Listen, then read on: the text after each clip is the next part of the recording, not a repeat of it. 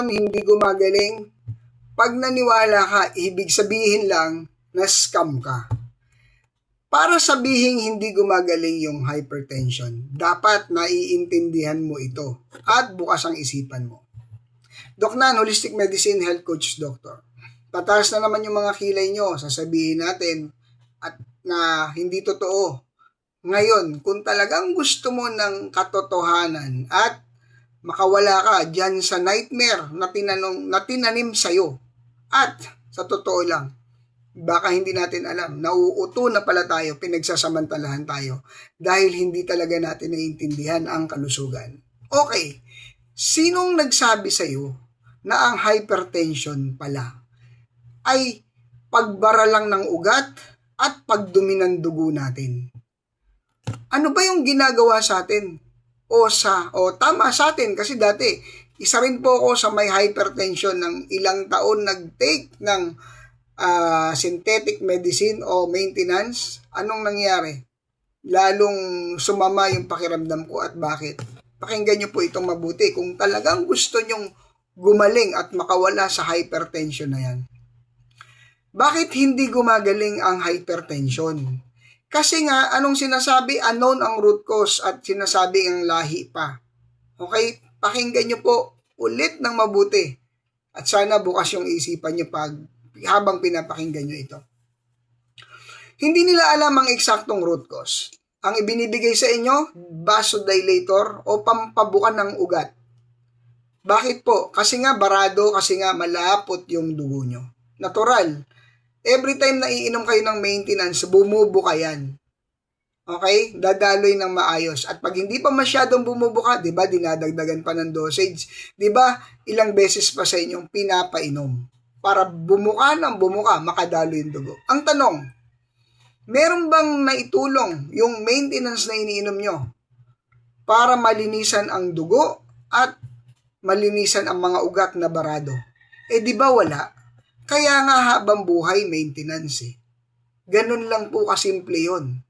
Walang ginagawa yung gamot, bagkus, nagpapadagdag pa ito ng problema sa atin dahil chemicals, may side effect, at pwede pang sirain ang ating mga organs. Kaya nga yung iba, ganyan ang ending dialysis. Okay? Ano po natin yan sa next video kung bakit nadadialysis ang mga taong may maintenance. Pero, alam nyo ba, na gumagaling talaga ang hypertension. Katulad ng sinabi ko, hindi pinaliwanag sa inyo.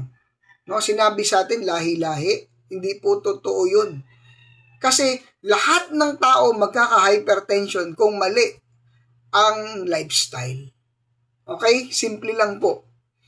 Kapag ang dugo natin nalinisan natin sa tamang detoxification at pag-aalaga sa katawan, yang mga ugat po natin na yan, may self-cleaning yung katawan, alam din po linisan yan.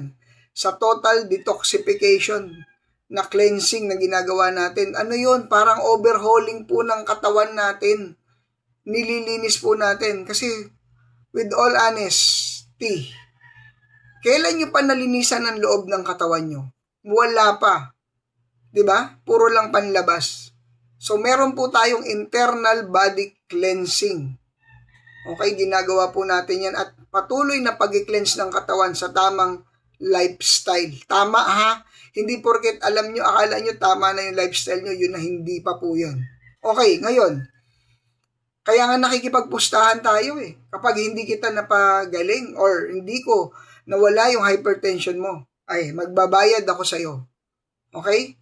Ito po ha, sa tamang ginagawa natin o gagawin, susundin natin yung lifestyle at paglilinis ng katawan.